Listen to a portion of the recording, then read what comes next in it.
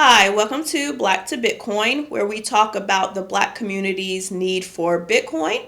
I'm Tiffany, and today we are going to do part 2 of the wealth gap. All right, so last time we talked about having late access to assets, and today we are going to talk about home ownership and the debt trap. Okay, but before we get into that, make sure you subscribe to the channel and also check out the description and get a book. Okay, I'm going to say it often, but you should understand Bitcoin before you invest in it. And that goes for anything. So I just want to put that out there. You should never just do it because people are telling you to do it.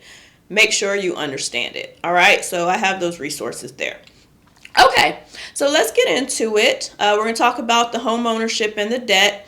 Per usual, I have my notes here, and I'm going to start with some stats. All right, so the first thing, well, actually, I'm going to say, so I'm going to talk about how this wealth gap with property kind of came into play, and then I'm going to go into why Bitcoin is great for it. Okay, so the first thing is redlining. Okay, if you don't know what redlining is basically when government decides where the border is for a certain neighborhood or district. Okay, this was created in the 30s, and the whole point of it is to, affect elections and give banks and other entities the ammunition to just basically gouge and deny funds and all this other stuff because it is labeled as basically a black community, okay, if that's the way you want to look at it. All right, so this has lent to the wealth gap extremely, because if a community is blocked off and the whole point is to deny them resources and to be able to gouge them, that is naturally going to cause it's like an ebb and flow of home ownership problems, because not having the funds and the access to good resources like community programs and, good libraries, things of that nature, you're basically automatically going to feed into other activities like crime, right? And what does crime do? It brings down the value of a community, okay? And then it becomes this revolving circle. All right, so redlining was a very, very useful tactic. And honestly, if you're watching the news, they're doing that now. They're trying to redraw districts to affect the elections, okay? So it shows how powerful just deciding who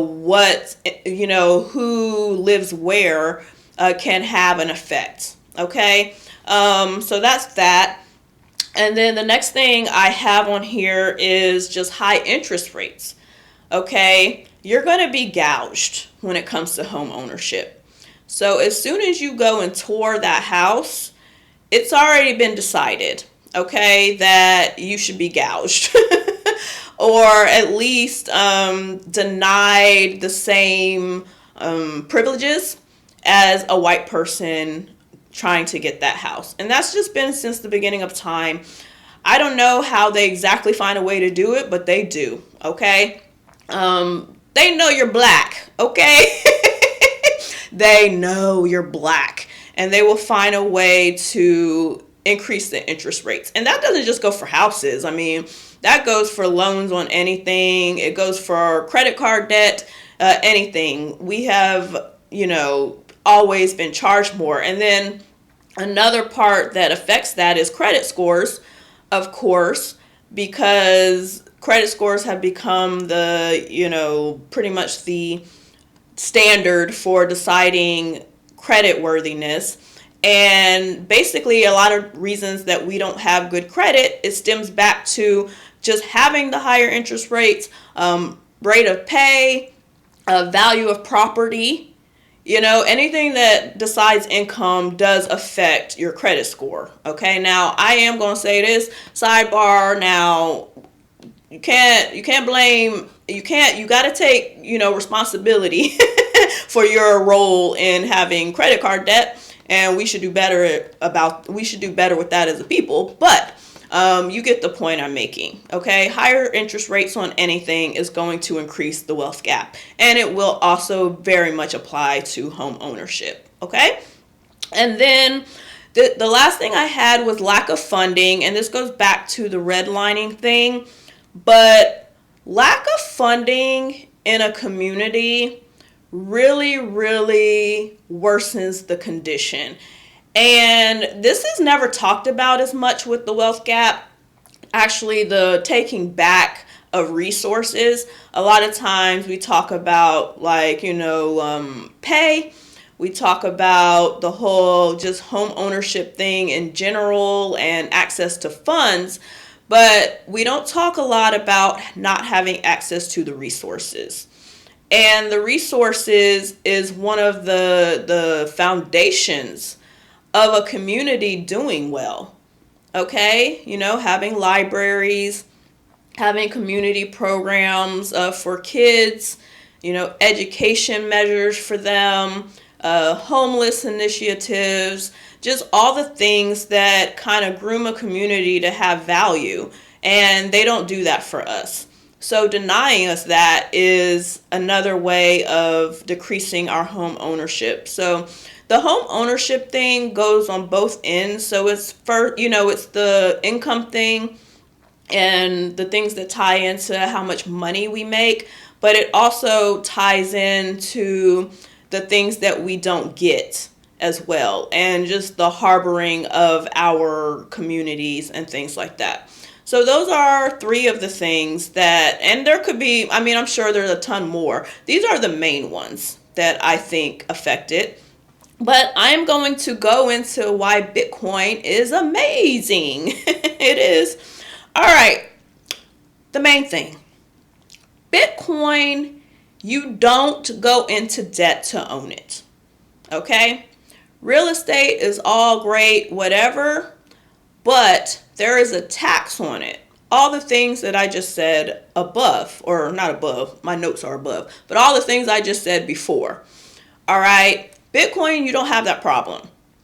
You're investing in something that is just you, okay? You're the only one that has power over it. Your credit score doesn't matter. There's no interest involved. Nobody has to approve a loan for you. Nobody can tell you you have to pay 5% more than someone else. It is an asset that you get to decide how much you put in. And that's just it. That's it. That is the cap on what you put into it. All right. And I do want to say this, that again, Bitcoin is money. It's not a stock. It's not, when I say it's an asset, I'm really saying it's an asset and it's money. So Bitcoin can be used to purchase things. It has purchase power. Okay. So I just want to make that clear because I don't think people understand that. So you have an asset where you don't have to get punished. Okay, so that is the main thing. I think that's the only point I had. Yeah, pretty much. No loans, no bank interference, no punishment, no credit approval, and no interest. Okay? So an asset like that needs to be taken advantage of. And if enough of us can accumulate wealth with that, we could even solve the home ownership thing, because we could actually, use that money to invest in homes, and we would have enough money not to get gouged because we would just have a lot of money, right? So those are the reasons that Bitcoin is a solution. I just want to say, there's so many reasons it is, but the wealth gap, it is really one of the main things that it can solve. And that is the foundation of how we rise above as a people. Okay? Okay, that's it. I'm going to leave it at that. I will again say, make sure you subscribe to the channel.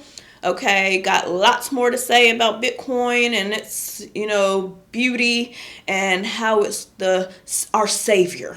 All right, our savior, money-wise anyways. Okay, and then again, get a resource, read a book. I suggest the Bitcoin Standard as your first book. But, if you want to, check it, different ones out, that's fine too. All right, well, that's it. Have a wonderful day, and I will see you for part 3. Bye.